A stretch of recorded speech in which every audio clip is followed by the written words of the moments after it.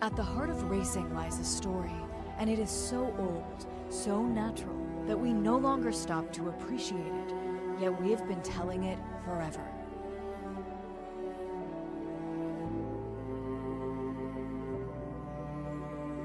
In this crucible, the real heroes are not the cars, they are not the liveries, but they are you, our drivers.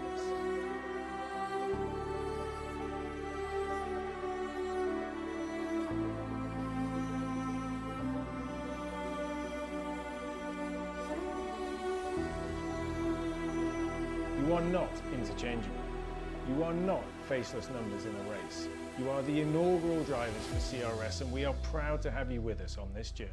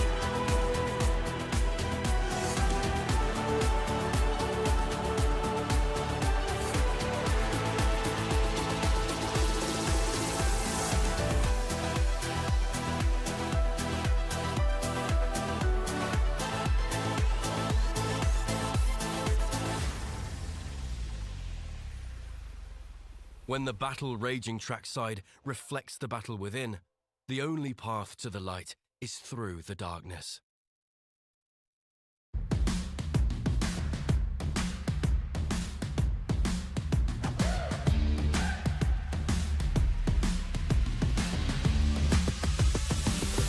We're gonna take on the world.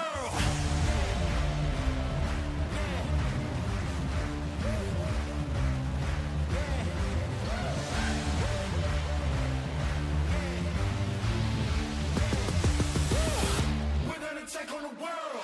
Standing up tall, we gotta make it our own. No waiting around. Winners will never look down.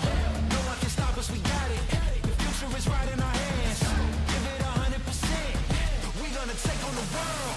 Yeah, we gotta move. Speaking the truth. Yeah, paying our dues.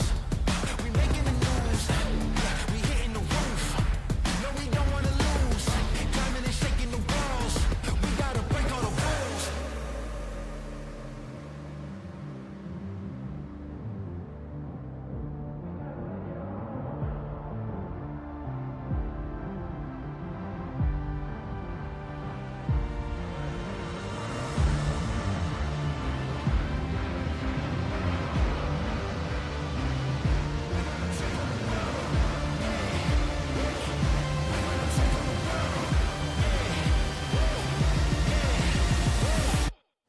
Take on the world.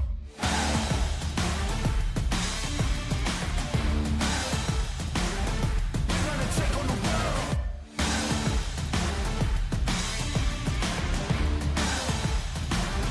We're gonna take on the world.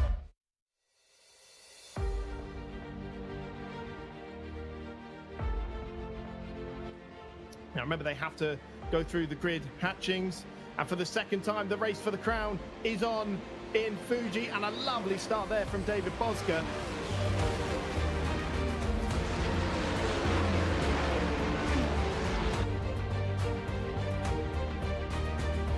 And off the road goes the race leader, so that was the difficulty we were seeing there with the slick tyre, and at the first left-hander.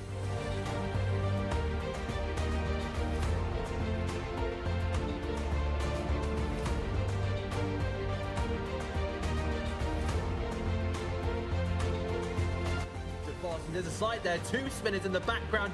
That's going to be a bit more carnage and a bit more race hurting there. The Corvette joining the fray as well. It's Alexander Paulik and Gregory Hoverson, who didn't even finish inside the top 10 at Silverstone.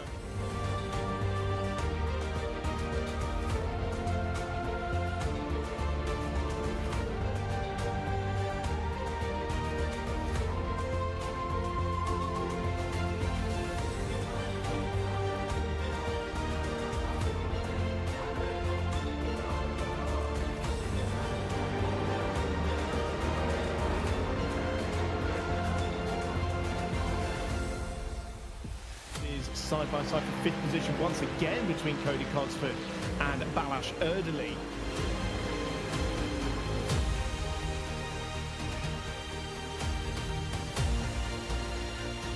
Oh, big crash going on to the start-finish straight. That's Conrad Kula, and big rear suspension damage as it's crabbing. As Luciano Whitvet on the inside of Brian Woodrow there, the Ferrari on the inside of the Corvette, heading down into the heavy braking zone. And it is the 2 NGK spark plug sponsored cars that are line astern at the moment, as Hoverson and Nikolai Peterson are in 2nd and 3rd.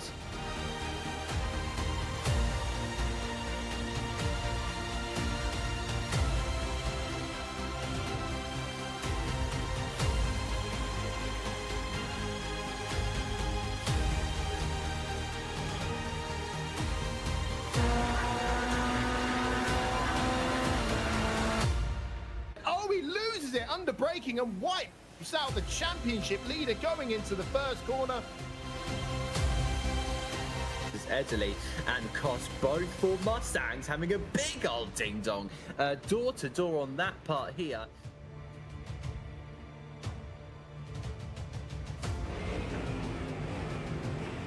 Laura back down the inside. That's a big move. They've collided.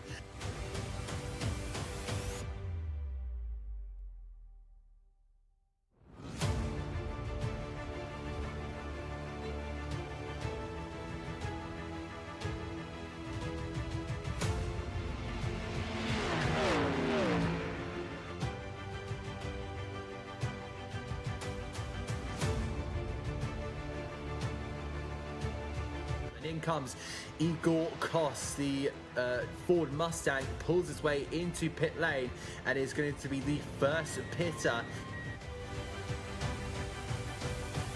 What's the thinking here between the top 4? Because Bosger is clearly the fastest driver on the track as he makes his way past Balázs Erdely now and into 4th position. I don't see what the strategy is for these guys who are still out there.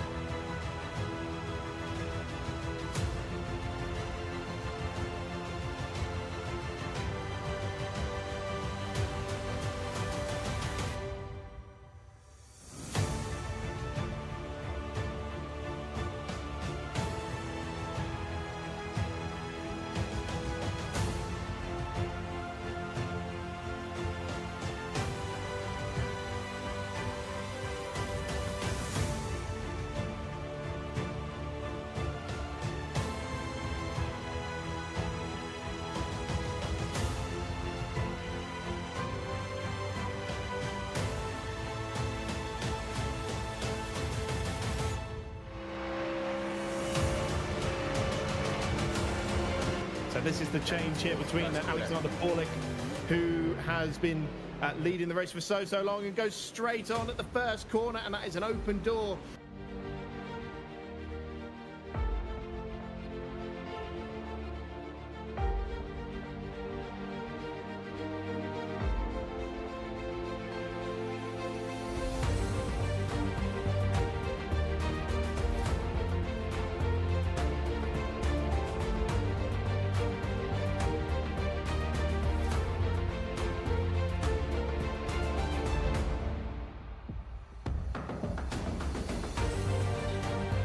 We've had a bit of an accident. That's going to be the former race leader, Paulik.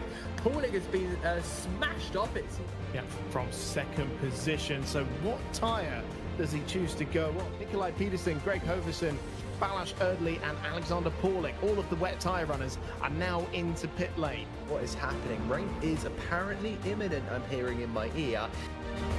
And Woodrow has gone for the wet tyre, so he's made the switch, as has Joop de Vos. So it seems like wets are now the tyres to be on. Championship lead as Paulik and one of the Mustangs come together. That was Greg Hoverson. They had just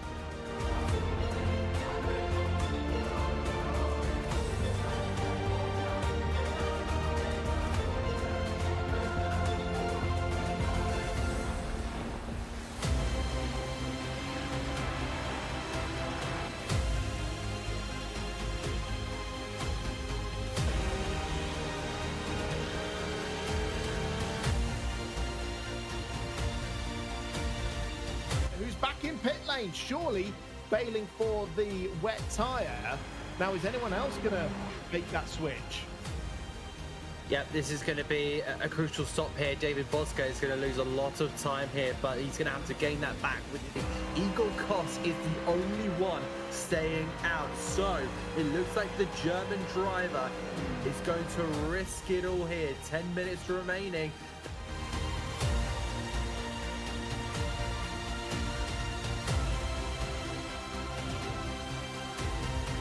Absolutely captivating as we have Alexander Paulik going side by side with Cody Cosford.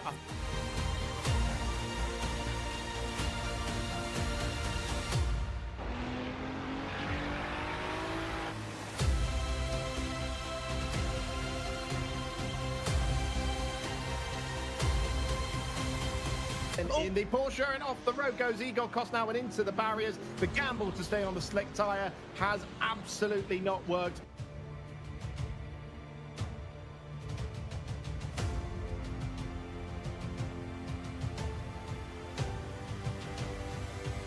This could be the change for second place here with David Bosga trying to get back up past Nikolai Peterson. Remember, he lost the place.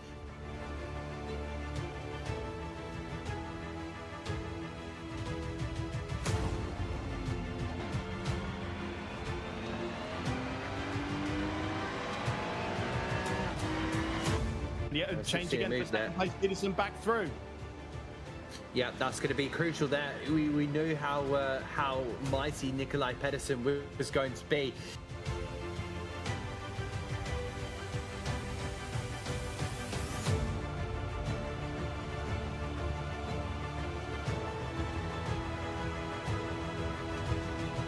To try and look for the dry condition. He trying to turn in, but there is a Ford Mustang. There's a whole Ford Mustang just sitting on that inside corner. And again, a great defense. A big wall being put up there by Pedersen saying, absolutely no, you don't. Great battling once again to close out here the Crown Racing Series. We are pretty sure that Joop de Vos is going to win this one, but what order will the drivers behind him be on the podium as Bosga and Peterson? Here comes Joop de Vos. The checkered flag is being readied. He wins race 2 of the Crown Racing Series at Fuji Speedway. An extraordinary maiden victory for the Dutchman. Second across the line will be David Bosga once again, as it was at Silverstone, with the fastest lap of the race. He takes the championship lead with it as well, and Nikolai Peterson has to settle for third position after an almighty scrap with Bosga in the closing stages of that race. Adam, what a phenomenal 50 minutes of racing we've just watched. An extraordinary race here from Fuji Speedway. We're back in a month's time to go to the Daytona International Speedway, but for now, let's head back to the studio and look back on that race.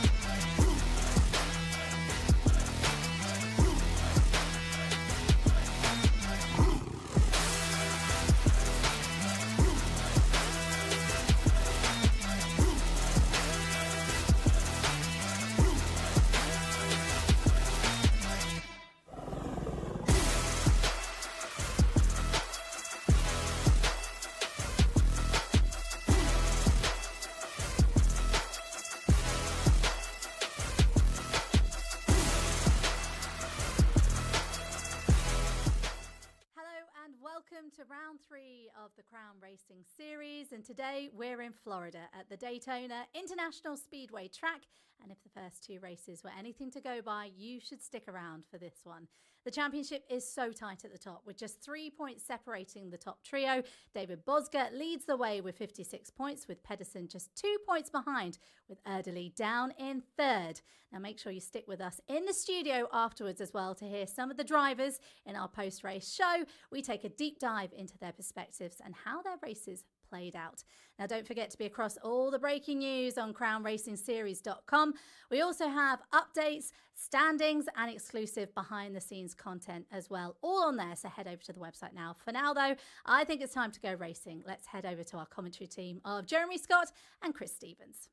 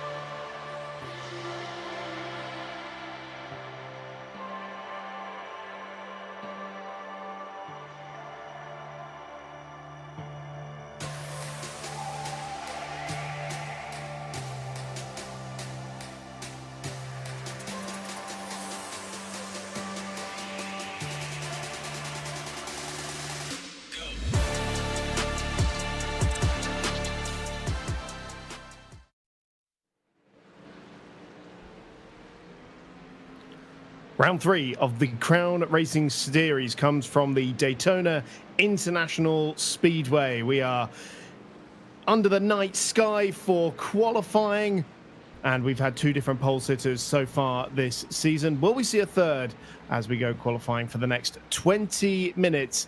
David Bosger leads the championship standings by just 2 points going into this round over Nikolai Pedersen, our Fuji race winner, after Joop de Vos was handed a post-race penalty. Balázs Erdely just 1 point back from Pedersen as well. It is Ferrari, Mustang up at the front of the order, and our on the road winner Joop de Vos 10 points further back from there as well. It's still all to play for. After today, we will be hitting the halfway mark in the championship.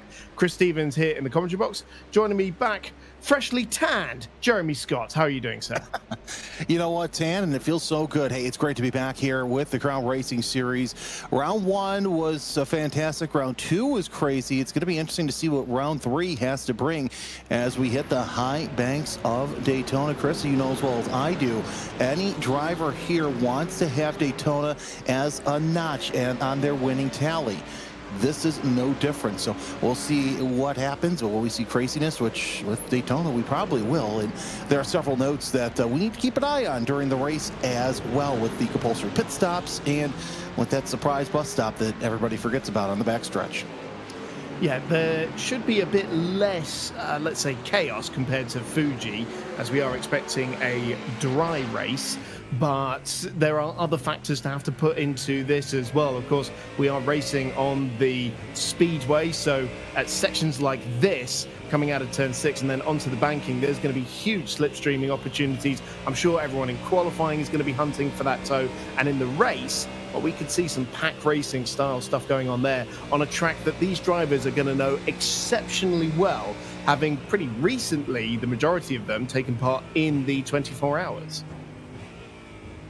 Exactly. Yeah, we just came off 24 hours, actually not too long before Fuji. So a lot of these drivers have competed at this track, whether it was in the GT class or in the prototype class. So they already have a feel of the way that this racetrack is at night. Of course, something else too, a wrinkle in the plans with this latest update that happened just before Daytona. There was a new, I would say, a new no-go zone, and we're watching it right now. You see how the drivers are staying below that white line. Now, if you're familiar with watching IMSA, you know that that's the part where the drivers have to stay, because there were drivers who would go high and wide coming off the banking, and then they would just come right down, and they would give them a little bit more speed going into the international horseshoe. So that is obviously a no-go zone, but other than that, this is just classic Daytona. Yeah, and of course the reprofiling of the curbs at the Le Mans chicane, as it's called now as well. The drivers in the real world have been complaining about that for a couple of years now, so it's nice that these drivers get to share the same pain now, as well as the much higher curbs. Does cause an awful lot more problems. I mean, it helps with maintaining track limits, but it can do some damage to the cars if taken a bit too aggressively.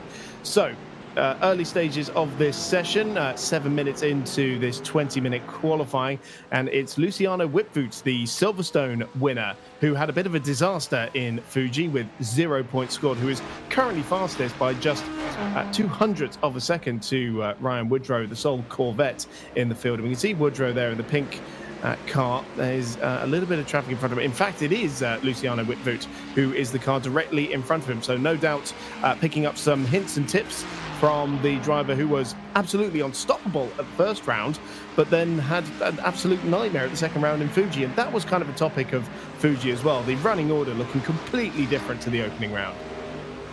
And of course, we thought we had the winner right after the race, but then again, a post-race penalty was handed down both to the winner on the track, Joop de Vos and David Bozka. Nikolai Poulsen was the winner coming out of there. He was elevated from third place, so that kind of left the standings on its head. Now Gregory Hovsen up to the top with a 42.959. Something else to watch out for. I'm watching Caden Richardson with an off track. If you score even a 0x, it's going to be game over for your time there. David Bozka, who ended up finishing second at the last round out at Fuji in that number 6 Ferrari. And what's nice about Bozka is he's running the Grid and Go colors, so it's gonna be a lot easier for us to kind of see him in the dark. Yes, that is definitely one car we are not going to miss. Saw it through the haze and rain at Fuji as he carved his way up the order. We saw in the highlights video there's no shortage of overtaking skills being developed there by David Bozka, the Belgian racer, one of the highest I-rating drivers in the field at 9.5K. But interesting to see those Ford Mustangs working together. Greg Hoverson and Nikolai Peterson both coming out of the Apex Racing Academy squad, and the Door Esports team as well, the official Falcon Esports team in the digital NLS series, running first and third at the moment, but running very close together on track, and I think exchanging toes. Watching Erdely make his way through the NASCAR 3 and 4 complex. He's about 0.3 of a second off of Hovesen's fastest time course right now. It is a Ford Mustang 1, 2, 3 as we're just about halfway through this qualifying session. 43.303 out of Erdely does not get the fastest time. There is your fastest qualifier so far, Hovesen, and he drops his best time to a 42.959. So far, so good out of the Canadian as he works his way around turn 1 and 2. We already have a couple of incidents. Looks like Conrad Kula, Cody Cosford, both of those drivers having some issues as Kula goes back out onto the circuit, but move Danny Neo up to 7th right now as he's at a 43.478. Greg Hoverson, who has qualified 7th for both races so far this season, but certainly does have front-running pace in the races. I think his results don't necessarily reflect his ultimate speed. I can say the same of Nikolai Peterson as well, particularly from Silverstone. Peterson, who ended up inheriting the win at Fuji over Joop de Vos, and David Bozka would have inherited that win had he not also picked up a post-race penalty. But the fastest lap, the bonus 3 points you get there, that's what's put him in the championship lead. And look at this, the two Apex teammates still absolutely line astern on track and trying to create a little bit of space there for the team. And Joop de Vos is trying to kind of muscle in on their little teammate tactics as well. And there's that whip voot just behind them as well. So many games being played here just in qualifying. Well, of course, you need to get that good draft because most of the track you're full throttle the whole time on the oval. So got to get that good draft as we're watching on board with Vit as he gets back up to speed in the Ferrari. One of 6 Ferraris out there. And Chris, you know as well as I do, with the way that the way iRacing is now, it's strange to see more than 3 Ferraris in a field, let alone at least a quarter of the field in Ferraris, because of the way that the sprint format works for them. It's more common to see, as we said, the Ford Mustangs and heck, even the Aston Martins, but I'm not even seeing any Aston Martins here in the field at all in the Crown Racing Series, which, you know, kind of strange, but at the same time, when the season started, the Aston wasn't as strong as it is today. Yeah, you are locked in for that choice, and part of the reason for that is because there are balance of performance changes, and so the car you picked for the first round is the car you have to carry with you throughout the entire season. So it's 7 of the Ford Mustangs, 6 of the Ferrari 296, 2 Porsches, 1 Corvette and 1 Mercedes as well. So clearly 2 brands being favoured there. But the advantage of the Ferrari over the Ford is that it's a little bit less thirsty. And so that means that you can have a slightly shorter stop when it comes to that mandatory pit stop. You saw Pagnini there sitting right down in 5th place. There's Ryan Woodrow in the Dollywood Corvette. Of course, I was reading online that Dolly Parton herself will be the Grand Marshal at opening day there at Dollywood. So if you get a chance to head out there, I highly recommend you do so. One of the most beautiful parts of the country. Just go out to the park. It is absolutely fantastic. But Woodrow, 43.633, 8th fastest in that number 44 Corvette. Let's see what he can do coming off of NASCAR 4. As still plenty of time left in qualifying to try and set a flyer, maybe draft off somebody across the line. The Corvette of Ryan Woodrow does not set a fast time, but Caden Richardson jumps up to 8th with a 43.604 as we're seeing our pole sitter 42.959 last time by. Does he improve? Does not look like he does, because it looks like he may have gotten a 0x somewhere on the track. Well, top 3 in the qualifying order currently, line astern on the racetrack. Hoverson, and then Peterson, and then Erdely in the white and green, the Lion GP colours on his car. The number 28 machine being driven by the 18-year-old Hungarian. Very exciting young talent coming up through the ranks, and was 6th in this year's Daytona 24 Hours. But in Fuji, I don't think quite managed to get the results he was hoping for, as it's getting a little bit tight down at the International Horseshoe, as well as the games are played further still. Oh, that was at the Western Horseshoe, sorry. Yeah, it's quite interesting to see how drivers work with that, as you see down there at the bottom. Those are the sectors that you see Joop de Vos also on the circuit. 43.415, the fastest out of him. And if you're watching us here on the Crown Racing Series channel, you see the highlighted number, the place. Well, that's going to be the car that we're going to watch. And somebody went off there at the bus stop, which is quite common, especially if you're watching not only the iRacing 24 hours, but the entire 24-hour of Daytona weekend. A lot of drivers, whether it be in the MX-5 Cup, the Michelin Pilot Challenge, or the WeatherTech Sports Car Series, all went off in some way, shape, or form. Let's see what Joop de Vos could do. Again, 3rd place last time out at Fuji. Across the line, the Porsche is up to 2nd, 43.186 for de Vos. And that was with a purple 2nd sector there for Joop de Vos, the Dutch racer. So the Porsche splitting the Fords at the head of the field and reducing Greg Hoverson's advantage to just under 1/4 of a second, with just under 5 minutes to go in this qualifying session. And so de Vos and Hoverson, as it was in Fuji, they were 2 of the front runners out there. This is the other Porsche of Andrea Panini, the Italian racer, who has not been at the ultimate sharp end, but did manage to finish in 6th position last time out in Fuji. It was a marked improvement on the opening meeting at Silverstone. So again, the Fords coming together here through the horseshoe, and early they're yielding the track position to the 2 NGK Sparkplug sponsored cars. And is that Bosco right behind them as well in the Ferrari? Yes, it is. Right there. Yeah, it is. Yeah, and Bosca running about 7th fastest, so hopefully he can get up to speed with that one after getting off the back of Erdely as they come down the back straightaway. Yeah, and you're talking about Pagnini. He got that 6th place after a penalty from Gregory Hovesen. So a lot of penalties being handed out post-race at Fuji. Let's see if we can kind of avoid that here as we're just about less than 4 minutes left to go in the session. Woodrow up to 8th fastest in the Corvette, as Mihai Neg now goes up to 7th fastest. So times are definitely falling here as your chances of getting fast lap are quickly waning. Yeah, we'll have to keep an eye out for those penalties. A lot of them being handed out for unsafe rejoins, and Res Control coming down very hard on the drivers for this. Now, I'm not sure how much of a competitive lap this is going to be for many of the drivers in this train of cars, given that they seem to be going wheel to wheel, or at least trying to on this one so far. They've got a slow-moving car right in front of them as well, which really does cause some problems for the cars behind. One of them taking to the shorter layout of the International Horseshoe, and a couple of them even just choosing to drive off the track entirely. I think that was Luciano Whitvoot, who was the slow car moving on the inside there.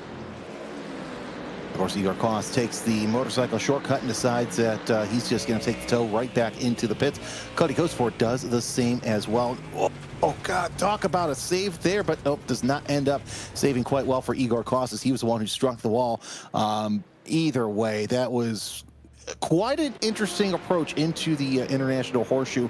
You know, if it's qualifying practice, still, it was different, to say the least. But before that all kicked off, oh, as we see again, so that's why it went off. It was a helping hand from the rear, and so we can't blame him too much for that off-track excursion. But yeah, before that all kicked off, Peterson moved up to 2nd place, just over 1/10 of a second behind his teammates, so to speak. It's worth mentioning there are no teams entered in the Crown Racing Series. It is all the drivers running, solo and representing themselves, but of course they do drive for teams in other championships, and Hovesen and Peterson are teammates in other series, and so I think they do have a sort of slightly joint agenda for this one. Closing stages of qualifying, just over a minute left on the clock. So can anyone beat Hovesen's benchmark time of a 1:42.959?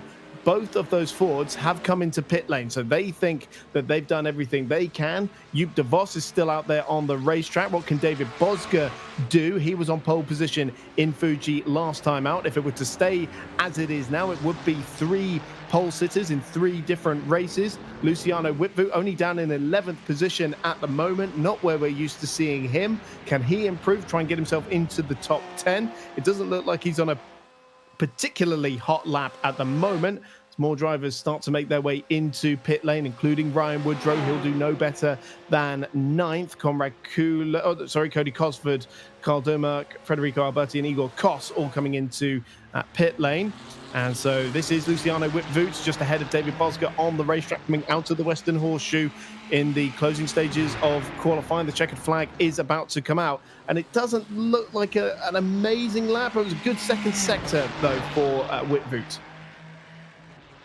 Good second sector, but will it be enough? As we said, the checker flag is out for the number 60.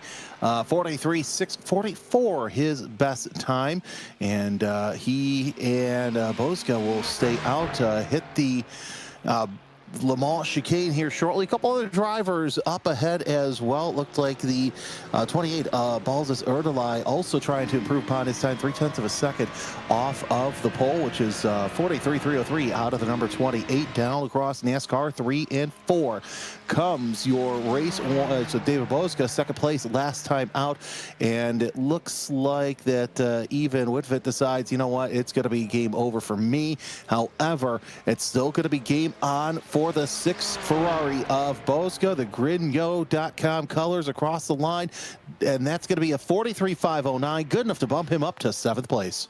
Well, you wonder, he was probably banking on getting a tow from Whitvu on that final stretch there and was denied that, so has probably not gained as much time there as he thought, and a half a second away from pole position in the end. But Andrea Panini here up in 5th position, and that would very nearly match his best qualifying position unless he manages to move up further here. He does improve in time, but not in position. Stays 5th fastest, about half a second off the pace, but that's great performance there from the Porsche.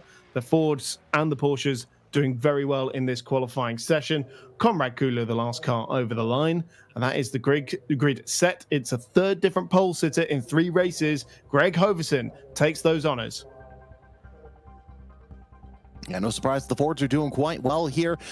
Personally, I'm a little surprised the Porsches are doing well here, but then again, you take a look at who's behind the wheel. Joop de Vos and Andrea Pagnini, both of those very quick drivers as we get set for this 50-minute race here around the 3.56-mile Daytona International Speedway.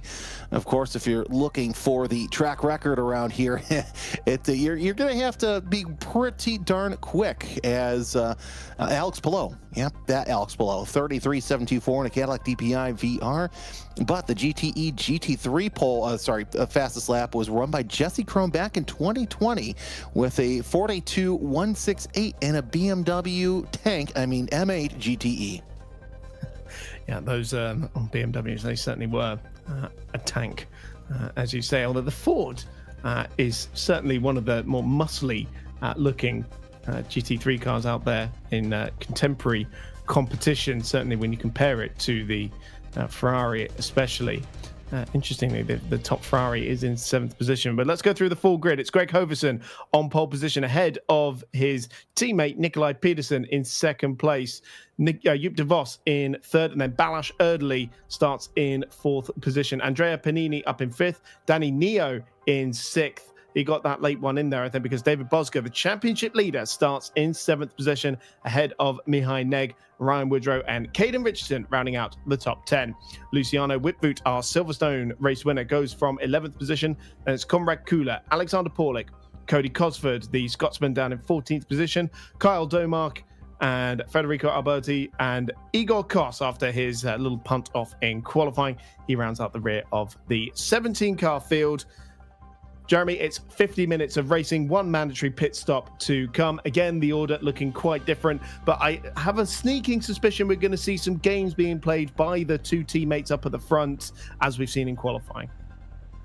And we'll see what happens. You know, it's going to be interesting to see how these drivers work together to at least get to that first pit stop. Now, if you're new to watching racing here at Daytona, you're going to have to really commit to pitting off of NASCAR 4, which you're going to be having drivers behind you with a full head of steam. And of course, getting into that pit is going to be absolutely difficult as well, because once again, you're full speed and you're kind of coming off a little bit of banking to get onto pit road. So that's going to be interesting. Pit out's going to be interesting, especially for drivers on the track. Did get the driver's briefing, and according to our race director, there's no cutting the white line on pit entry. Stay in the fast lane until you get to your pit box. If you're on track and cut the pit exit line and impede a driver leaving the pit lane, this will result in a penalty. And what they're talking about is that dotted white line that's right there, right by the pit out. If you cross that and cut another driver off, that's going to be a penalty for you, and you definitely don't want to be doing that. But it is an all-Ford front row here with Hoverson and Poulsen 1 and 2. Yes, very handy that the 2 cars with identical liveries are locking up the front row here, so apologies if we get the 2 confused. We'll try to remember that it is Greg Hoverson who will line up on the inside, as it were. It will be the right-hand side as we look at it from the TV cameras. And the number 5 car, the Canadian, who will lead the way, the former engineer for Exclusive Autosports in Northern America. The third round of the Crown Racing Series about to get underway. 50 minutes of racing at the Daytona International Speedway. 17 GT3 cars with 3 points separating the top 3 in the championship. The pace car peels off to driver's left. It's the 2 Fords up at the front of the field. Greg Hoverson and Nikolai Peterson will lead them into turn 1 as the race for the crown continues in Daytona.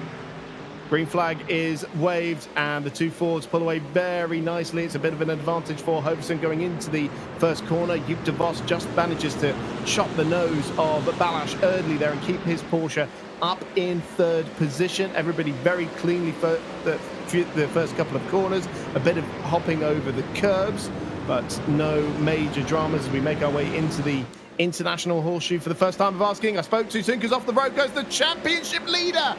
David Bosca in the number 6 Ferrari in the wall and out of contention.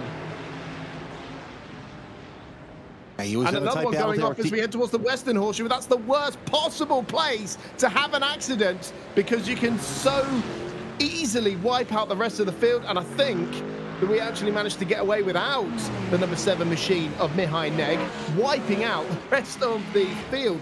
So after a very well-behaved first couple of corners, dramas ensuing further into the lap.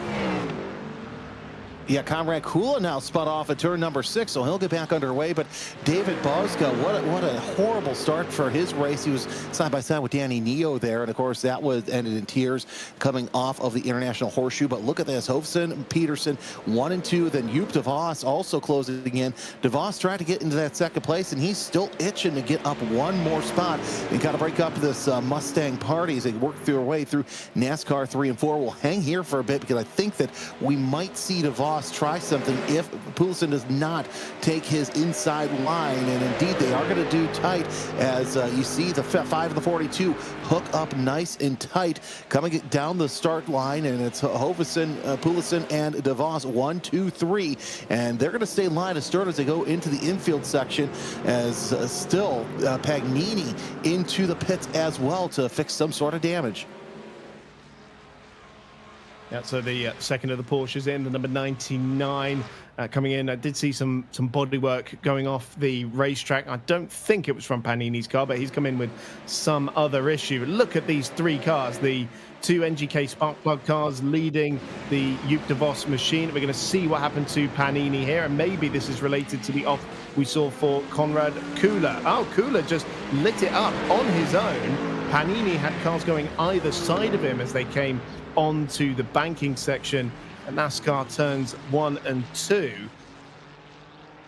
But yeah, okay, so we didn't quite see where Pagnini ended up picking up his damage. Maybe this is part of it. No, there was, oh god, there was more. That's the Pagnini one, because Domark was having his own incident, and then someone else, didn't quite catch who that was, but that is where Pagnini picked up his damage. And big problems as David Bosca is completely out of this race. So it took only 3 turns for our points leader to run into trouble, and we will not see him back out onto the circuit. So a shame for the driver of the number 6. Go back to the racing action where 1, 2, 3 are just close together. You see Erdely there in 4th place. He's got the interested spectator as we're finally going to see this Bosca replay. And you see right there, dives to the inside. Might have been an inopportune moment, but he forced his way through, and he just basically acts like the Porsche's not even there. So I think that was the start of Pagnini's problems right there, is that contact, just running across, doing damage, and yeah, loses traction there for Mihai Neg, and then just gets tapped. It looks like Ryan Woodrow was the unfortunate benefactor of that one. For the 2nd race in a row, the championship leader will score no points in a race. You could not make this stuff up. Extraordinary championship drama once again. Of course, that puts Nikolai Peterson, the 2nd place car at the moment, 2nd place in the championship, in the pound seat. But he's got to be wary of Joop de Vos behind him. And of course, Balázs Erdely, they are both inside the top 4 in the championship. Greg Hoverson still in a competitive spot there as well. 25 points to his name after the first two rounds, so about 29 behind the championship leader, but that will change a lot after this race, you would think. Still, those two Fords are running absolutely line astern and working so well together. I'm sure he's got every confidence that Peterson is not going to mount a challenge on him unless he feels like Yuke de Vos is going to pass him. But it's bringing Erdely and Danny Neo as well, the Spaniard in the Mercedes, the walk racing driver. We've got three of those, in fact, in the Ford Mustang. Sorry, it's the black and purple of those three Mustangs. And this is the best performance we've seen of Danny Neo so far. In fact, was inside the top 10 just in Fuji. It's the first time he's finished inside the top 10 in the Crown Racing Series, and here he is. He can see the leaders from where he is, and he can see them not going side by side into turn one, because this is some tactical play here from the two Fords. Chris, I think we're at the point in the race now where it's like, okay, we want to get to the first pit stop and then make something happen. There's Luciano Whitfield sitting in sixth place right now. His, of course, fastest lap of the race right now by Danny Neo, 43.167. as they work their way off of the International Horseshoe. But here's the thing, with these drivers all drafting off each other, it's only going to be a matter of time before Luciano catches up to the back of this 5-car train and going to make it a 6-car train. And I think it might happen here as you come around the, come off of the road course onto the banking and really catch up as well. But man, he's really lighting up those rear tires coming off the horseshoes. He was the Silverstone race winner, came to Fuji as the championship leader, had a hit from Ryan Woodrow going into the first corner in Fuji, and he ended up scoring no points, did the Dutchman, but now he has a chance to close in on his championship rivals once again. Currently 2.9 seconds behind that train of cars that are fighting for the lead, with Danny Neo at the back of it, but I have no doubt that the Ferrari will close in and put the prancing horse in the fight for this victory. Up 5 places from his starting position is Luciano Whitfield as we ride on board with the Dollywood Corvette of Ryan Woodrow, the number 44 machine, which is 2 cars back, and looking at the back of Caden Richardson as well, the number 82 Mercedes, the sole AMG on the grid, making the way down the banking. And even from this distance, you're still getting a little bit of a tow. You are getting a little bit of a tow, and of course now we're starting to see this stage in the race, which I had a feeling was going to happen.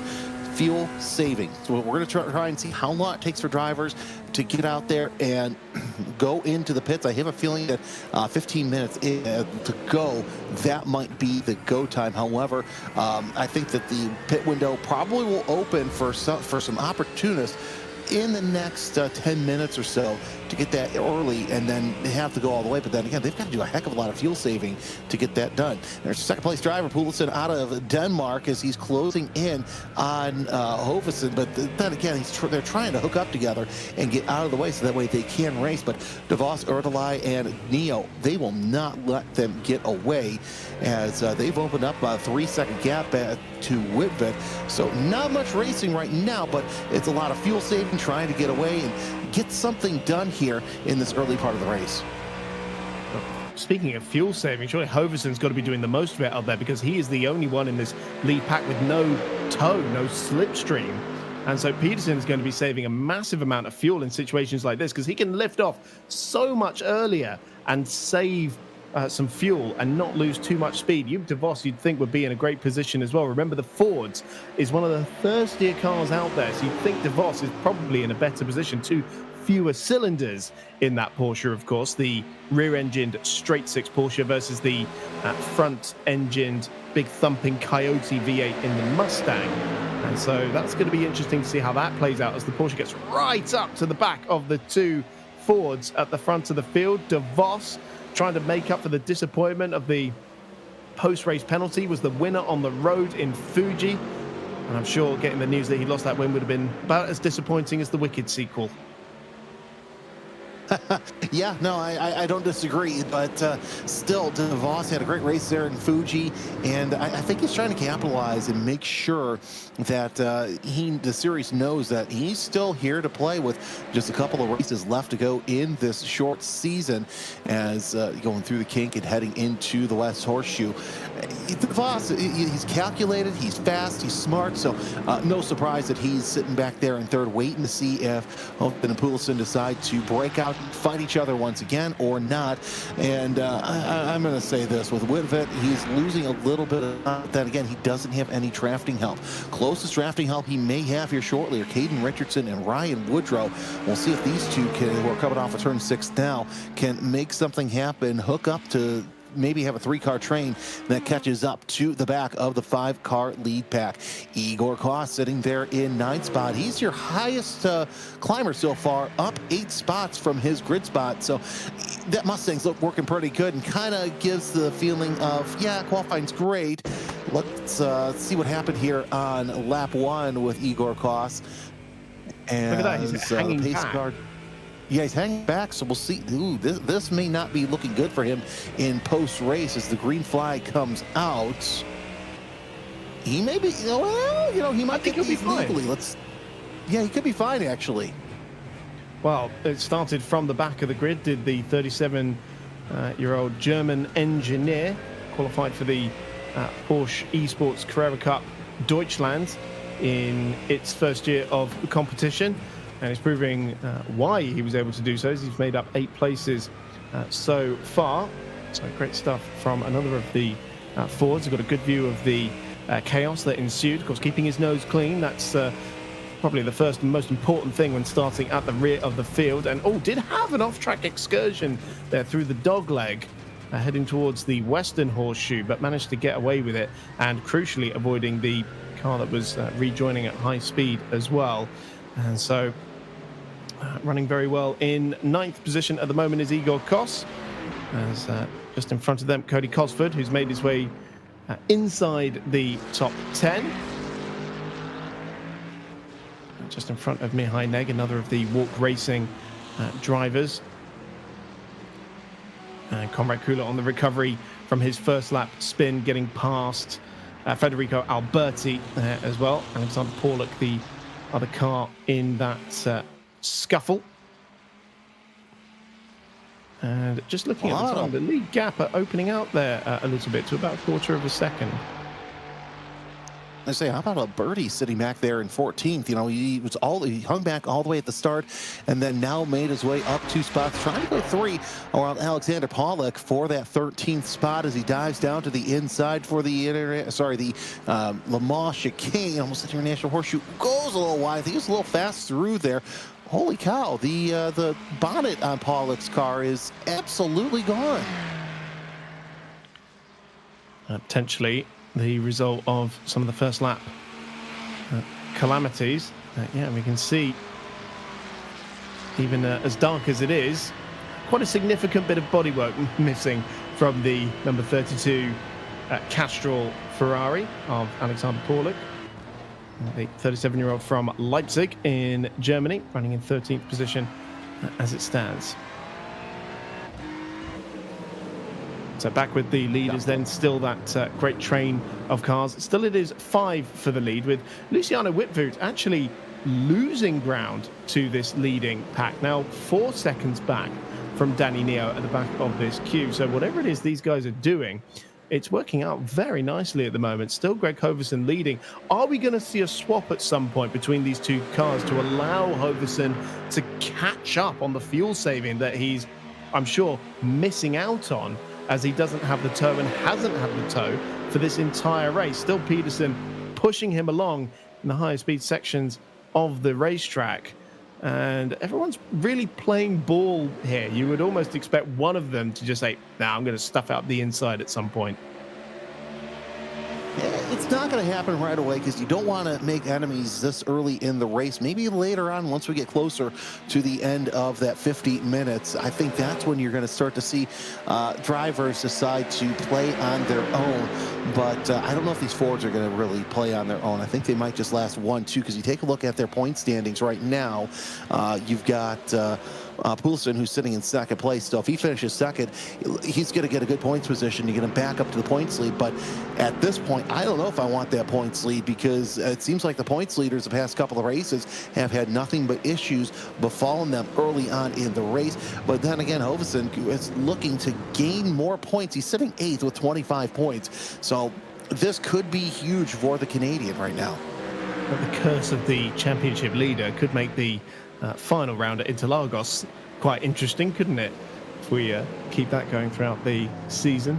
Interesting to see Joop de Vos there, the sole Porsche in amongst the sea of Fords, and Joop de Vos joining a new team since we left Fuji, now with Team Alta, moving from the Aerokinetics team. But still in the same familiar grey and yellow colours we've seen him out in the first 2 rounds. On board here with the 22-year-old Dutchman, soaking up the slipstream of the 2 Fords in front of him and opening up the taps on the 4.2-litre flat 6 in the rear of that car. Still the previous generation of the Porsche, and the 992.2 has made its global debut. That's this still the what is now the previous generation of that car, as it closes up again as we come around turns 3 and 4 on the oval section across the stripe to complete lap number 9, and de Vos again closing up but not choosing to pounce by the looks of it. There is a gap on the inside. He chooses not to take it as they break in towards turn 1. Of course, the DeVos fan club sitting and watching here on the Crown Racing Series YouTube channel. Mihai Neg trying to hold off Cody Cosford as Cosford looks to the outside, going to think better of it around turn number 1. And I think that right now everybody's just trying to find their dance partner, get through to the first pit stop, and then the game will be afoot. But it's still not many battles to be run here with Mihai Neg and Cody Cosford sitting in 10th and 11th. And of course, you got the 5-car train that's trying to open up a gap, and they have opened up a huge gap. It's about 4.5 seconds back to Whitvid. Andrea Pagnini back on track. It took him about a lap to get those repairs done, and that Porsche is flying. Last time by, his fastest lap of the race, 43.761. So whatever the crew did, they were able to get that back out and underway. However, I think at this point, it's just run as many laps as you can and hope for more fall off to get higher in the standings. And of course, you do still collect points, even if you are down in 16th position. So it is worth staying out there as long as you complete 50% of the race distance.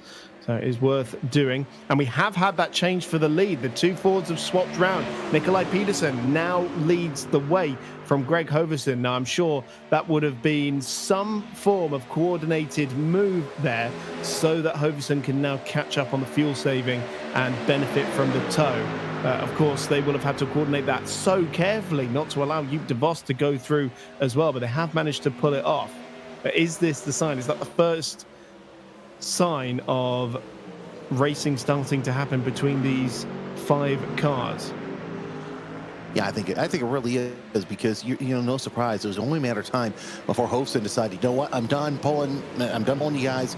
Let's do some swapperoos, and that really helps out to have somebody you're familiar with decide to make that pass. And we're actually going to see that right here, and that's going to be on the entry to the Le Mans chicane. You see Poulsen closing in and taking that swap there, using the draft to his effect. And yeah, look at that. DeVos thought, oh, I could get in there and try and get the lead in second place. No, he cannot, as Hovesen shuts the door on him just as Poulsen gets up to the point. So and other than those two, looking pretty good. So back onto the banking then for the leaders. I love watching that live gap just shrink and shrink as they come down there. Just a few hundredths of a second between them as they're absolutely nose to tail. The bump draft well in effect here, and it's working out so well for them because you see no one else has had a run in on these 2 cars so far. Wonderful team tactics being played here, running it up to the yellow line all the way around the banking as they come round turns 3 and 4 on the oval section. 19 minutes into this race, and we've had the swap between the front two as they start to put the hammer down just a little bit more. It's still Danny Neo with the fastest lap of the race, that 1:43.167 that he set in the early stages there, and still just waiting at the back of this queue patiently for it all to kick off a little bit later. I think the advantage of pitting later does mean that you will have a slightly shorter stop, but you do sort of slightly run the risk of getting involved in some squabbles or maybe losing out a little bit on the colder tyres as everyone is already out there on hot tyres. You don't have to put new rubber on in the stop. It is up to your discretion. Of course, you can have fresher rubber, but you do have to go through that warm-up phase. Takes about a lap to get warmed up here at Daytona. Of course, looking at the track and ambient temps, it's about 20 degrees ambient, 20 degrees ambient, 20 degrees trackside temps. So either way, it's about the same temperature. It's not going to take too long for these cars to get up to speed. Caden Richardson has opened up a little bit of a gap, or lost a gap, I should say, to Ryan Woodrow. So that race has kind of died off. We're also been watching this battle for 10th. Cody Hosford did get around Mihai Neg, so I have a feeling there's going to be a little bit more fuel saving there. Neg deciding to just sit back and watch what happens. And you got two close battles for position as we take a look at that pass heading into the international. Actually, no, that's not going to be it, as there's still nose to tail. Yeah, that's Neg sitting back there behind Cosford. Well, Cody Cosford, the 20-year-old Scotsman, and this is how the pass happened, it would seem, coming out of the Le Mans chicane. Oh, it was a big hop over the curbing for Mihai Neg, and that's what we were talking about there, because that's opened up the door, that reprofiled curbing that's new for this year at Daytona. And we've seen Mihai Neg be probably, I think that's the first time we've seen that really cost someone in one of these laps. And of course, you've got to wonder if that's done any further damage to the underside of the car, as we've got the first cars coming into pit lane now. Conrad Kula looks like he might have been too fast entering, as he has received a black flag. And this is what I was talking about.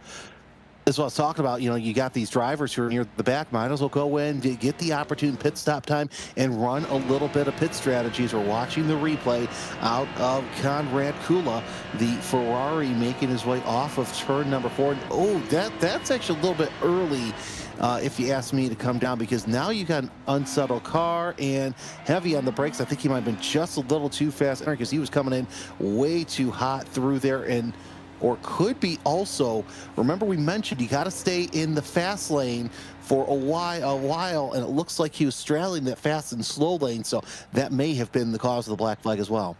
I think if he's triggered the black flag from iRacing's race control, then I think it's more likely to be the pit lane speeding. We do have a set of independent stewards who will look at any incidents post-race as well. The leaders continue on for another lap. The top three starting to break away a little bit from Balash Erdely and Danny Neo, but still only a couple of car lengths between them.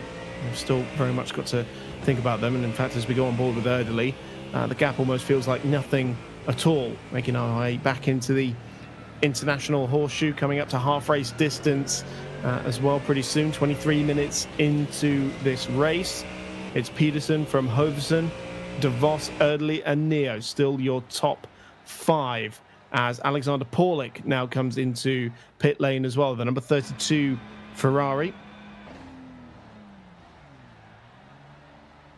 Sherman hits his marks as the car will get the new bonnet on there. So he gets that magically put on. So perfect timing as Domar goes up to 12th place in the standings for the time being. We'll see how long that this pit stop happens. There is the American in the orange, black, and white Mustang as he works his way around the international horseshoe. And Paulik out and away 21 seconds. So, Chris, I think what we're going to see is we're going to see anywhere from 21 to 22 seconds for a full-service pit stop. Obviously, the closer we get to that 50-minute mark, then we're going to start to see shorter and shorter pit stops. Yeah, 20.9 for Alberti, 21.5 for Paulik. Annoyingly, don't have the times for the other drivers because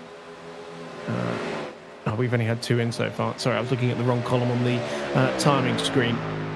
So top 3 about to cross the stripe again. That's the closest they've been. I'm in absolute awe of how they've managed to pull this off lap after lap after lap and not somehow take each other out. I mean, to be running that close for that long, incredible stuff. As we see Caden Richardson bring his car into pit lane, the 22-year-old from Nevada.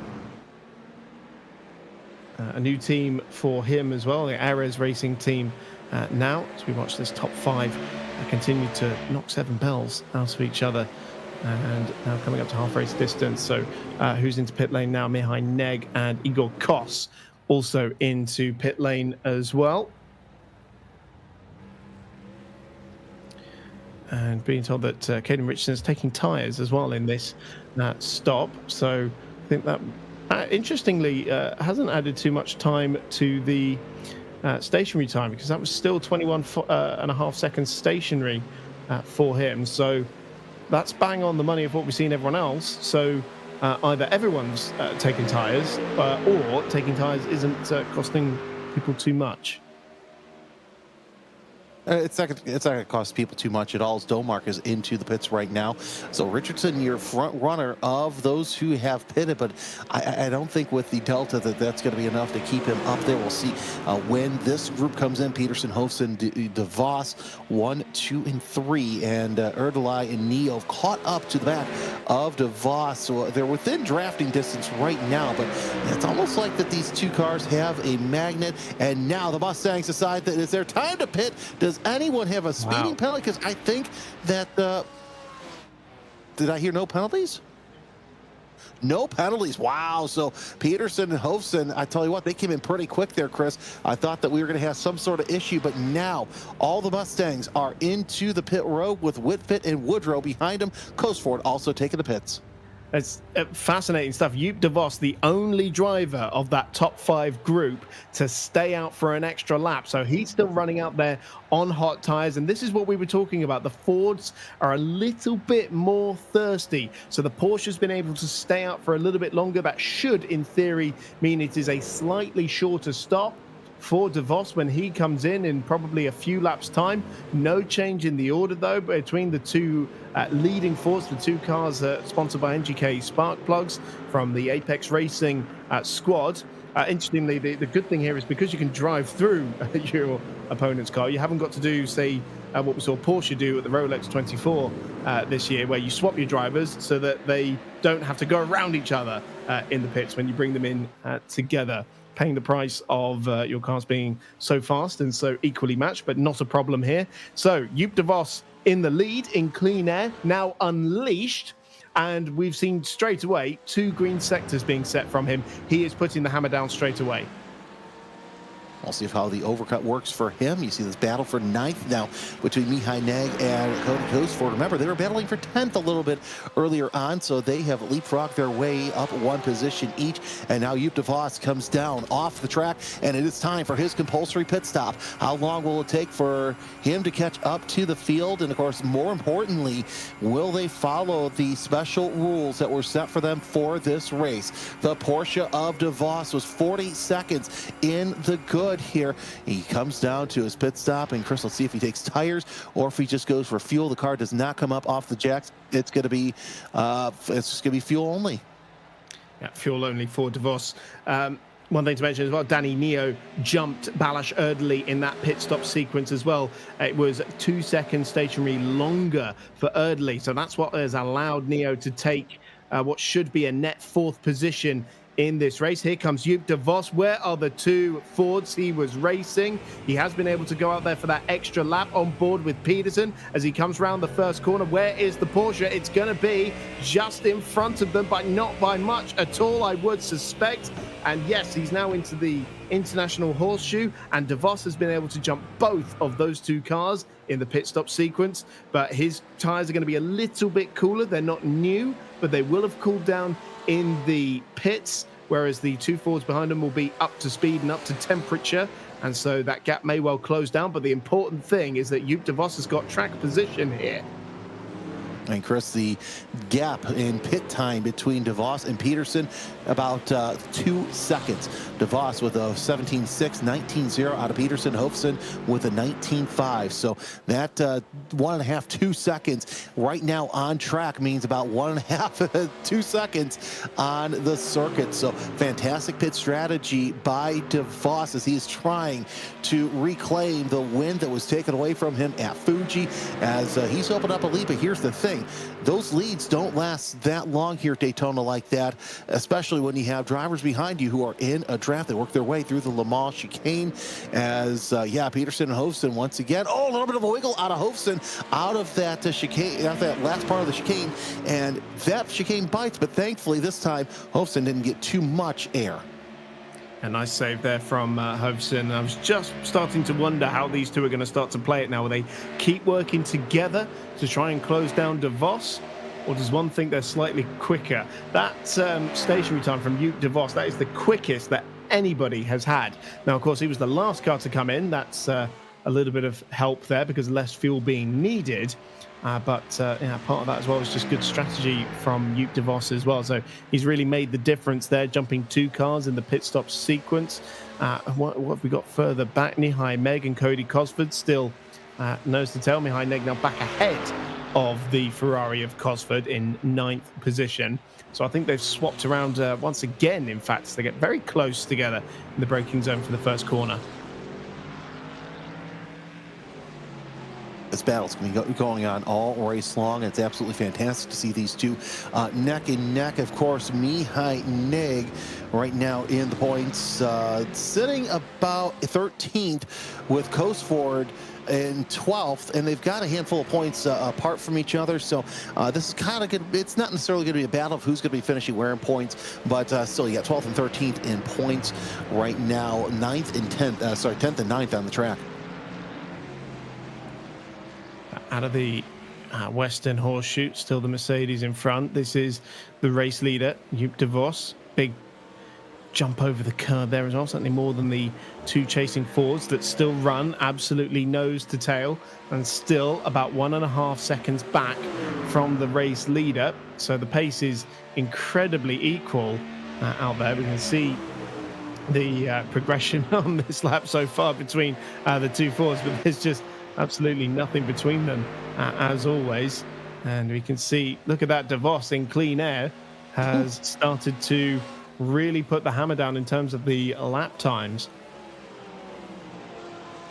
Chris, I did see in our timing screen that Kyle Domark had an off track and then took a tow into the pits. He is right now in the pits trying to fix some sort of damage, and there we go. We actually have the replay. Let's see, and it's got to be in turn 1, which is extremely tough. Doesn't matter what you're driving. Turn 1 is absolutely one of the most difficult corners here in motorsports, and goes off course and just slides off. So something happened there to the American to just lose it. Might have been a mechanical failure, but either way, still in the pits trying to fix the damage to the car. Yeah, well, didn't hit anything in that off-track excursion. So I do wonder what the cause for towing rather than just rejoining the racetrack was. But this is the battle for 4th position. We said Danny Neo was able to jump Balázs Erdely in the pit lane. He was stationary for a couple of seconds less than the Hungarian, but Erdely still eager for that 4th place spot. They've fallen back from the lead pack though. They're now 4 and a bit seconds behind Hofson and Peterson, for example. And so breaking into the Le Mans chicane now, and this could be an opportunity for Erdely here as Neo's got it a little bit crossed up coming through the chicane, and that was an open invitation for him, and he's gone through quite easily, in fact, and retakes that 4th place spot. More crucial points for the man who was 3rd in the championship going into this race. A fantastic move there to capitalize on Danny Neo's mistakes. as he sits now in 4th place. Remember, these two were also on the back of that 5-car train here not too long ago, but Peterson and Hovsen have closed in a couple of tenths on Joop de Vos. We've got about 20 a handful of minutes left. I'd say more than 15 minutes, but you see there on the bottom part of your screen, that is the gap that keeps closing and closing and closing ever so slightly. Yeah, 16 minutes left on the clock, so plenty of time for this to shake out still, and those two Fords have closed the gap down slightly. I know I mentioned it at the start of the race as well, but having those two identically liveried cars run so close together for the entire race is pretty much my worst nightmare up here in commentary, but I don't think we've misnamed either of them so far. Remember, we do have our post-race show as well, where we'll hear from as many drivers as we can get a hold of. That is going to be on a separate stream here on YouTube, so just keep an eye on the Crown Racing Series channel to see that. It won't be on this specific stream as they make their way out of the Le Mans chicane again. Plenty of sparks flying, and this is the change of position here. Peterson yielding the spot to Hovsen. So now it's up to Greg Hovsen to try and close down the gap to Joop de Vos. Actually, that was a slowdown penalty that Peterson got, cutting one of the chicanes. So definitely don't want to have that happen, especially that late in the race, because now Hovsen on his own to try and catch de Vos. So that's absolutely something that the 69 needed to see and hear, that one of your closest rivals had to get penalized. Yeah, so that is the first off-track excursion for Nikolai Peterson in this race, and very wisely just taking it up to the high side of the banking, not impeding his teammate in any way. And 1.5 seconds, I mean, that is by far and away the biggest gap we've seen between the two teammates all race long. And we can see the moment again here for Peterson, and again those reprofiled curbs. I mean, it didn't look obviously like a cut, but I guess the margins are so fine. Yeah, it didn't look that egregious, to be honest with you, but you know, when the sensors go, okay, you're over the line, you're over the line. Doesn't matter if you're 2 over the line or 4 over the line, you have to stay off those lines. Thankfully, we haven't seen anybody get that slowdown penalty going into turn 1, because everybody playing nice and clean through there. And this is the battle for 6th place, as Ryan Woodrow has reeled in with the earlier points leader and your Silverstone winner, as the Corvette, I should say, still trying to make some headway up 2 positions on this race so far, with that up to 5 positions as well. So plenty of time left to make something happen. We'll see if Woodrow wants to stay in there and kind of stay close to Woodvet and try to get up more positions. But it's going to be tough, to say the least, because now everybody's all strung out. There's only 2 distinct draft packs. There's this one and the Coast Ford Neg draft pack for 9th place. So unless somebody gets a wheel off or goes spinning, this is basically what we're going to see gap-wise throughout the rest of the race. But it's still going to be pretty interesting to see Woodrow pulling in Whitvet, but not going to make it happen through turn 1. And there is history between these 2 drivers. They are the 2 who made contact in Fuji when Luciano Whitvoet was trying to come up the order. Woodrow speared into the side of him, and Whitvoet, who was the championship leader going into that race, ended up not scoring any points at all. And now they are meeting each other on the track once again. Woodrow, who's not had the best of starts to his time in the Crown Racing Series, although did manage to bag a top 5 finish in the end after penalties were applied in Fuji. So all things considered, still a good haul of points as we rejoin that Cosford and Neg battle, which has swapped over again with the young Scotsman back through into 9th position. Still looking pretty good so far. We'll see if they decide to play a little bit of draft help here as we're approaching the 10-minute mark to go. And of course, at that point, all bets are going to be off. You see DeVos now 1.1 seconds ahead of Hofson. I have a feeling that Greg has something up his sleeve, getting in that toolbox and trying to find something that he's going to be able to use here in these last couple laps. Of course, DeVos last time by 0.2 of a second slower than Hofson on the track, and really Hofson lost his drafting partner after that slow down penalty. So we'll see what the Canadian has. He was your pole sitter, and he's pretty quick here. Matching each other to the 10th last time around, though, so the gap staying around 1.2 seconds. Interestingly, their best laps in this race as well are equally close. 43.3 for DeVos, 43.3 for Hoverson, and they're still pushing like hell up there as well. 43.4 and 43.4 last time around for both DeVos and Hoverson. So the pace is hot at the moment and super tight between these two drivers. So you'd have to think it's advantage DeVos, who will take his second win on the road, but his first, assuming there are no post-race penalties. We've had no unsafe rejoins, no additional off-track excursions. The top two at the moment have had 0 incident points, I think, so far. Certainly in terms of off-tracks, there might be a couple for contacts, bearing in mind how much bump drafting we saw in the first half of the race.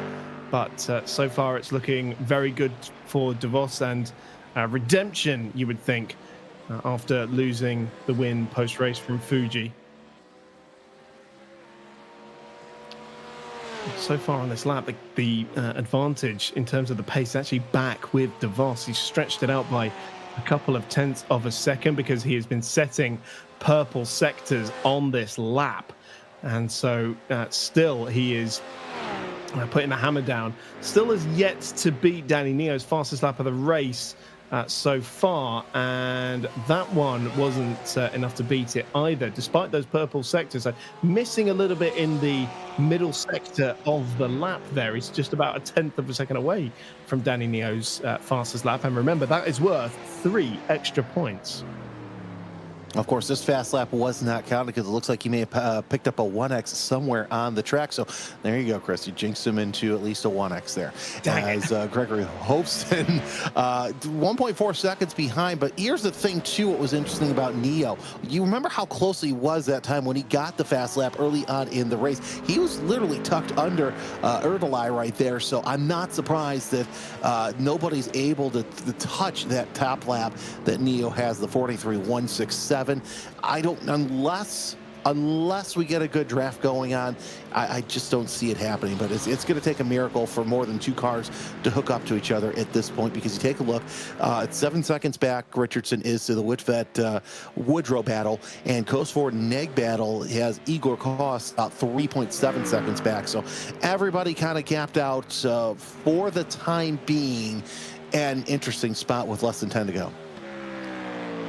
Right, in that case, being 1/10 of a second away from Danny Neo's best time does just go to show the form that DeVos is in at the moment, because, of course, he's got no slipstream in front of him at the moment. So, yeah, to be that close to the fastest lap is pretty spectacular, as Whitvoot and Woodrow continue to battle on.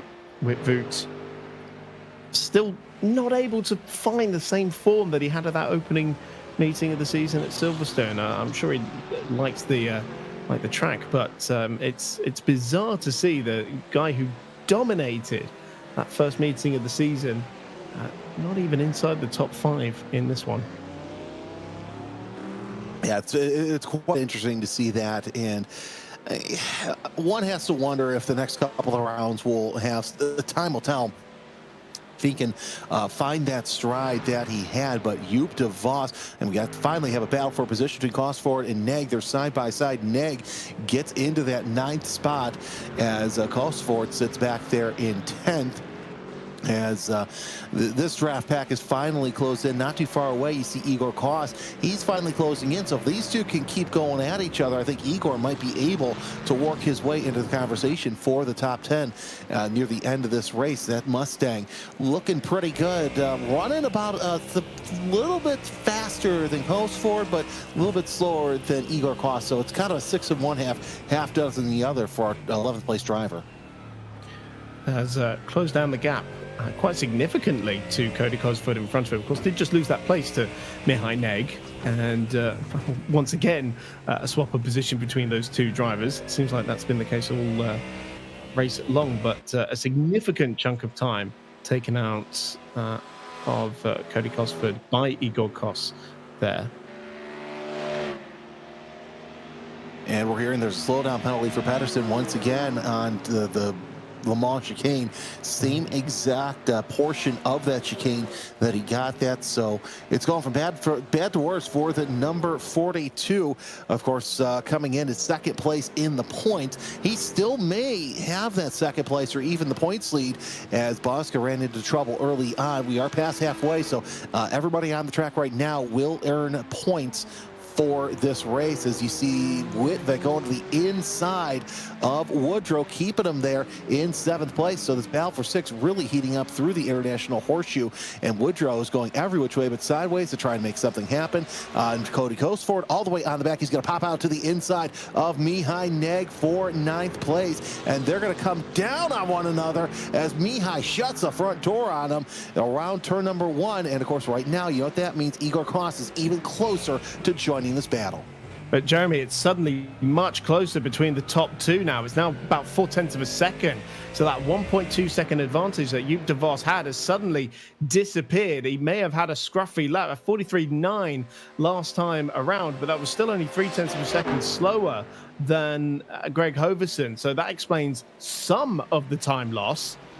I wonder if he's just been pushing slightly too hard out there and making a couple of mistakes, because suddenly it is game on for the lead once again. They've got space to fight. We mentioned that second slowdown penalty for Nikolai Peterson. That means he's now more than 4 seconds behind these two. They've got space to fight. It's 5 minutes to go in this race, and it's about 0.3 of a second between the top two. We're at go time now. Hovsen now has a bigger Porsche up in front of him, and it's getting bigger and bigger and bigger. De Vos, though, getting a little bit of a push through turn number 1 as Hovsen tries to close in and get into that lead. Could De Vos be having to save fuel here near the end? He stopped a lap later, though, but had 2 more seconds, 2 seconds less, I should say, in the pits. So that's going to be interesting to see if that's the case. Woodrow and Whitfit side by side through turn 1 once again, and now they're going back side by side to turn 2. Woodrow's going to have the advantage through the International Horseshoe to the inside. That pink number 44 Corvette has the advantage, takes the position over Whitfett, but Whitfett's not going to let him have it through the kink here. And I got to say this, Chris, this is absolutely fantastic racing, as it's tooth and nail for 6th position. The points, the way they're laid out, every position matters here in the Crown Racing Series. A little bit of a touch between the two drivers as they come out of the West Horseshoe, and Whitfett's going to tuck in behind Woodrow. Well, Ryan Woodrow really had to work hard for that one, didn't he? It was a good 4 or 5 corners worth of effort, but he finally managed to take 6th position in the end there. And another change of position between Cosford and Neg. Going to keep my eye on the lead gap between De Vos and Hovsen, but we're going to see yet another swap here. And that was very early on the brakes for Mihai Neg. I must say, quite a big lift. I wonder if they... Oh, and there was even a touch there as Mihai Neg lit up the rear tyres. And round he went. So the Romanian driver in a little bit of strife. And, oh no, did he get stuck on the curb there? No, what a nightmare. Oh, it's so close between... It's less than 1/10 of a second. It must be side by side, surely, for the lead of the race. 2.5 minutes left in this race. So you'd think we're into the last couple of laps now between Joop de Vos and Greg Hoverson fighting over the lead. You mentioned, is he trying to save fuel, Joop de Vos, because he was 2 seconds stationary? Has he miscalculated this potentially? He might have. as he's holding, he's still holding station, 0.2 of a second lap. But you take a look at the lap times. Yeah, DeVos is 0.2 of a second slower this time by. Let's see what he does to the Western Horseshoe. And he's now having to push because he's got Hofsson on his back bumper here in this penultimate lap. And look at who decided to come into the conversation once again. It's Pedersen, as he has to be careful through the Le Mans chicane, as he's had 2 slowdown penalties as a result. But DeVos able to get out on the gas just a little bit faster coming off of turn number 6. And that's going to be a lot, at least for the start of the oval portion of the lap. But Chris, that second part of the oval part, it's going to be a little tough. You got to get a good run off the chicane. Well, Pedersen, if he finishes in 3rd position, should still take the championship lead as it stands, with Bosca scoring 0. Even if Joop de Vos does take the win, he's just slightly too far back in terms of the points to take the lead going into the next round at Spa-Francorchamps. But we have just over 1 minute left on the clock. Surely the last lap board is going to be shown. The white flag will be shown to the top 2 now as Joop de Vos leads Greg Hofsson over the start-finish line. There is the white flag, and here comes Hofsson for the lead of the race down the inside into turn 1 on the final lap here. There is the lead change. Hofsson to the front after Joop de Vos had to yield. He's been lifting and coasting like crazy. Maybe a slight miscalculation in terms of his fuel, but the long and short of it is now Hofsson is at the front. Can de Vos do anything about it? Can he keep Pedersen at bay even? Well, de Vos also getting all close on the International Horseshoe, and Pedersen really closing in as well. So de Vos trying to do all he can to keep Pedersen behind him, dives to the inside, takes a defensive line, de Vos does, but Pedersen cannot get around the number 69 Porsche. There's a couple of other opportunities to make it happen. This is one of them, and everybody still 1, 2, 3. Hofsson, de Vos, Pedersen, Ford, Porsche, Ford as they go around off of turn number 6. And now we'll see if de Vos is going to try his best to stay defensive. And Hofsson doing the snake, doing the defensive line off of NASCAR 2. But Chris, I've got to say, this is going to come down to a close finish. It certainly is. Now, has de Vos got enough fuel left in the tank to try and defend from Pedersen, who's on the inside going into the Le Mans chicane? And once again, we have a 1-2 between these two friends, these two teammates. And they started 1-2 at the front of the grid. We've had some changes in the middle of the race, but that is how it's going to finish as well. Their tactics, their team play has been played perfectly between these two. Has Pedersen got anything left in the tank to try and sneak the win here from Hofsson? It's closing up dramatically. Here is the checkered flag. He closes up, but it's not going to be enough. Greg Hofsson takes the victory in the Crown Racing Series at Daytona. His first podium, his first victory as well. Extraordinary stuff. Just 1/10 of a second ahead of Pedersen and Joop de Vos, as Balash Erdely came home in 4th. We see Ryan Woodrow just pipping Luciano Whitvoot to 6th position as well. But my goodness me, the Crown Racing Series has delivered once again. Absolutely fantastic, as Hofsson's going to try and do a burnout, flash his lights, as he is the winner here at Daytona. But man, what a great race as Nikolai Pedersen comes back to finish 2nd after 2 slowdown penalties. Joop de Vos, we thought the 2 seconds was absolutely fantastic for him to get to pounce into the lead. Unfortunately, it was just too little, too late. Highest climber of the race was Igor Koss in 9th place. Danny Neo finishing off in 5th place. And Chris, this was an absolute fantastic race here at the Daytona International Speedway. We saw a lot of the drivers basically play a little bit of defense there, and I think that is one of those races that you need. And hey, like you said, we get to Spa Day here for our next round. Absolutely extraordinary stuff. And we are back on the 5th of April for Spa-Francorchamps, but extraordinary stuff. Greg Hofsson, who had not finished higher than 7th in the first 2 races of the season, manages to pick up his first victory after a tactical masterclass. And Nikolai Pedersen with 2nd place will be the new championship leader as well, after dramas for David Bosca as the last few cars finish their in lap. Extraordinary stuff. De Vos picking up a 2nd consecutive third place finish, and we wondered if this was going to be redemption. He was 0.6 of a second away in the end from that victory. Extraordinary stuff, taking the fight to the Porsches. An awful lot for Claire Cottingham and Ed Spencer to unpack in our post-race show. Remember, that is on a separate stream from this one, but the full results then, it is Greg Hoverson leading Nikolai Peterson by just over 1/10 of a second in the end to the line. 6/10 covering the top three as Joop de Vos lost the lead on the final lap of the race there. Balash Erdely in 4th position, just missing out on a third podium finish as Danny Neo in 5th. Ryan Woodrow just ahead of Luciano Whitfoot. Caden Richardson, Cody Cosford, and Mihai Neg completing the top 10, with Alexander Paulik, Igor Kos, Conrad Kula, Federico Alberti, last car on the lead lap as Andrea Panini a lap down after early contact. Kyle Domark and David Bosger, the championship leader going into this race, not scoring in this one. The championship is going to look exceptionally different, and so we'll say farewell to you on this stream from myself, Chris Stevens, and Jeremy Scott alongside me. Do please join Claire Cottingham and Ed Spencer on our post-race show.